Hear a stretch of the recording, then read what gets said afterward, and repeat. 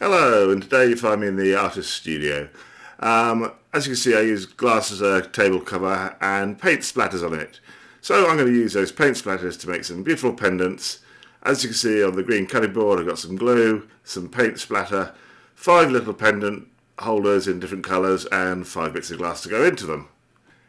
Carefully position the bits of glass onto your paint splatter to make sure they all fit.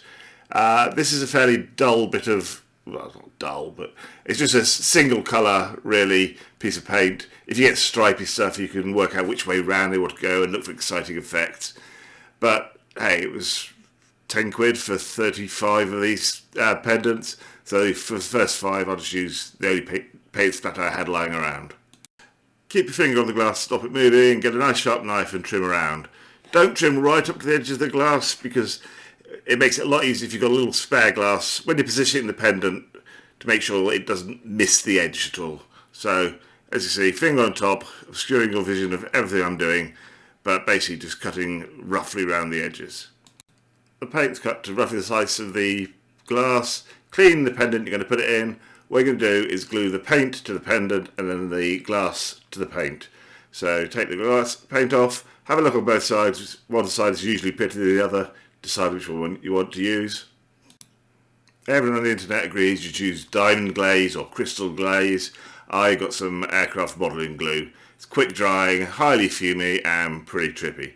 But make sure you give a nice coating to the bottom of that pendant because this is what you're going to glue the paint to.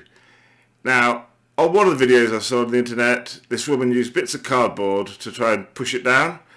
I found this bit fiddly. As you can see, it didn't seem to do anything, and the edges weren't going in. So I resorted to ignoring all the internet again, and I found myself a stick. Using the blunt end of a stick, it was much easier to push the paint into the corners and everything stayed in place nicely. It's quick and easy. Quick, easy and effective, as you can see. So now the paint is stuck inside the pendant. We're going to put the glass on it, give that a quick polish around with a kitchen roll, make sure it's clean and fingerprint free, get the glue out again, trippy times. Paint it over. It's better to over apply than under apply. You want to make sure that all of the paint is covered in glue because if there's patches which aren't covered in glue, when you put the glass over, it actually shows a slightly different colours. I've got a photo of it at the end if you want to see what I'm talking about. But anyway, push the glass in, then really squeeze it hard. The great stuff about this model airplane glue is it dries in seconds. So a couple of squeezes like that and we're good to go. Well, we fast forward through the other 4 pendants. Let's talk costs. I got 35 of those. I just checked. It's £8.49 with next day delivery. They're only cheap base metal ones. But I could have got 18 solid silver ones for £6.99. So this stuff, these pendant kits, the base plate you see there in the glass, are real cheap. The paint skins, it's spare paint. You could pour your own, but even then, you're talking pennies.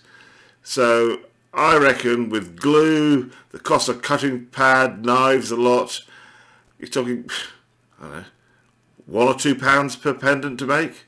You can see why you can buy them in the junk shops for less than £1. But here you see a renowned local craftsman, handcrafted, beautiful ones, hanging off a kebab stick.